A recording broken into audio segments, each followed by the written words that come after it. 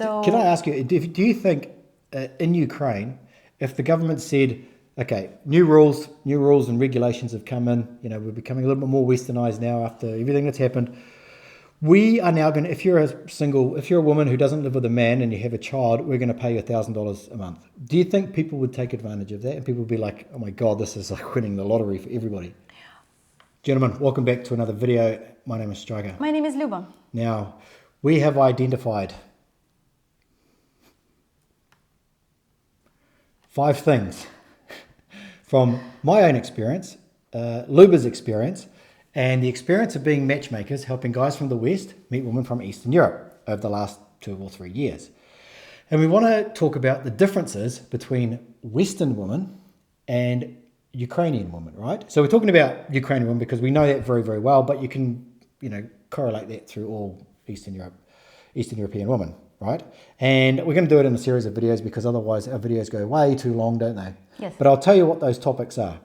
It is mentality, promiscuity, the concept that they do not need a man in the West, and why Ukrainian women do need a man. We're going to talk about dating etiquette and roles in the relationship, right? So there are many more than this, okay? But these are the things that I think will affect you guys.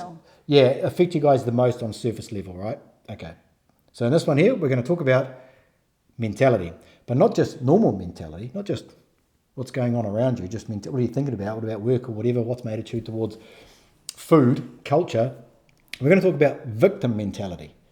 Now, this is something that I have observed over the last 5 years. So victim mentality. This is what I've noticed.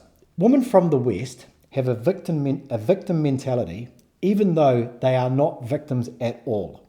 And when I say at all, I literally mean at all. If you were to sit down and analyze the situation and what's going on with purity and with honesty and say, women are so far behind men, right?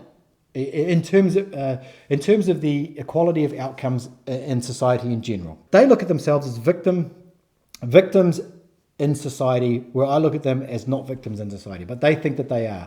When we look at Ukrainian women, for example, or women from poorer countries, and I'm sure it's the same when it comes to, say, Thailand, Colombia, whatever, right? They are victims of society. They literally are victims of society. They get treated a lot worse than what probably they should be. We just made a video about how, a friend of yours was beaten up by a husband. She went to the police. The police were like, so what? Like, you're going to go back to him again, so why waste our time filling out paperwork? So I think that this is wrong, right? So they are victims of their own society, but they don't see themselves as victims at all. What do you think about this? I mean, you're Ukrainian. What are your thoughts on this? Yeah, that's true. Like Ukrainian people are very proud, and even though like the salary can be small, the condition can be bad, and etc., they're still very proud, and they don't. And like the lady even who sacrificed, because like if on the West, the woman like after divorce she got everything, and the child support and this alimony and this and this. Like in Ukraine, she got nothing, and especially if the guy doesn't want, like he can hide his income. Like we have in Ukraine, especially in Odessa, we have a lot of sailors because we have a port, and so a lot of guys are sailors. So their salaries starting from 5,000, not even like finishing it, like starting from 5 and going much more. But by Ukrainian law, like what happening is that they working for an international company, so they're not registered. Like they can be literal. Like I have a story where the guy is literally unemployed in Ukraine. And so when they divorce, it was his child. He knew that she has no place to go and she has no work. He didn't support even with 1 hryvnia. So yes, I do believe that unfortunately some Ukrainian ladies are victims. But if you ask her, like, is it difficult for you? Yes. Are you a victim? No.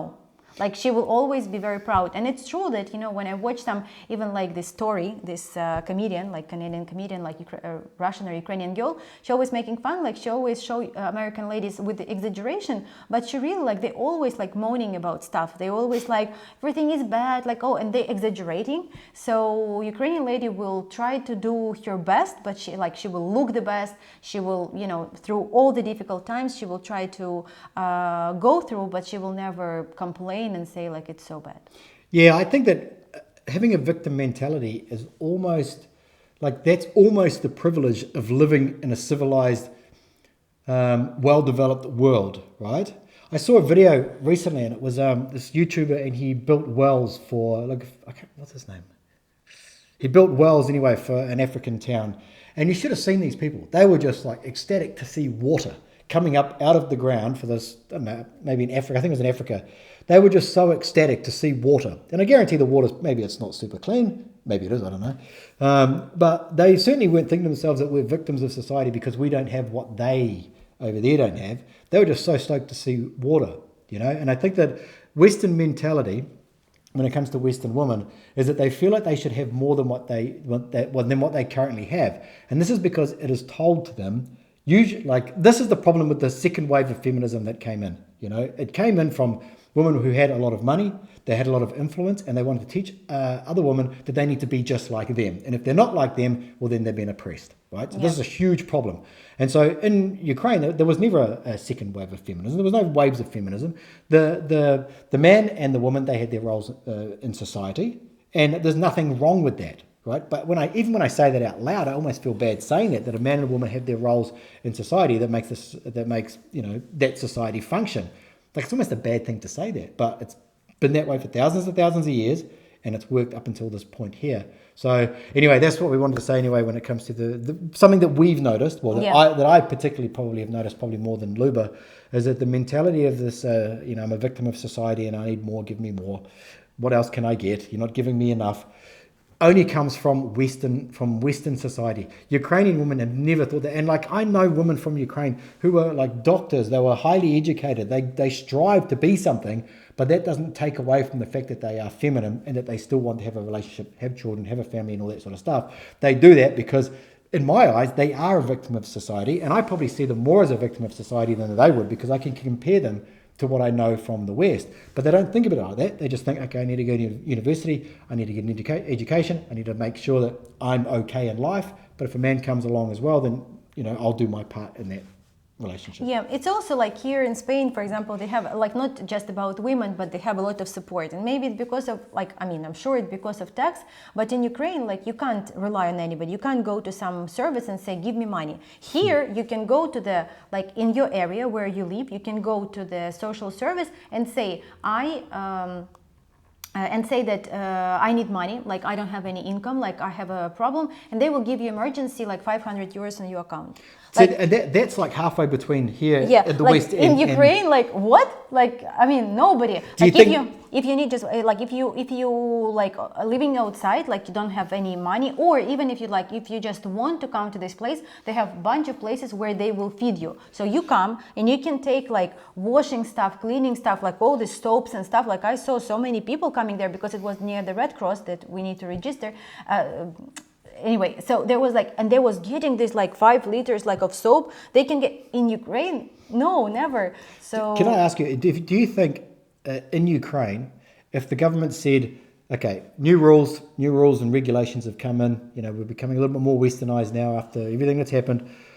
We are now going to, if you're a woman who doesn't live with a man and you have a child, we're going to pay you $1,000 a month. Do you think people would take advantage of that? And people would be like, oh my God, this is like winning the lottery for everybody. Unfortunately, yes. I agree. Yeah. I think that this is what... The problem is that even in Ukraine, like we have another... It's not a problem. From one hand, it's a good thing. From another hand, it's like a business. So the only thing that I know, for example, because mom was working in this medical center, so we have people who adopting children, so they become like an orphanage, but like a family type, they call it. So it's a whole different topic, but it's like the government pay them, they give them car, they pay them a lot of money. So they take these children. Yes, I'm sure that, any money can cover the exhaustion and like stress of raising children, but like they pay them to raise these children and they give them car and they give them apartments. So some people, they do it for that. So they take like 15, 20 children, but the government is paying for that. So there is like full-time job. No, this is like the only case that I know about, like the government is kind of like supporting. I don't necessarily think that people do that, honestly, just because they want to have 20 children. Unfortunately, like they do it because they do. They do. Yeah. So thank you for watching, and we're gonna see you in part number 2. See ya.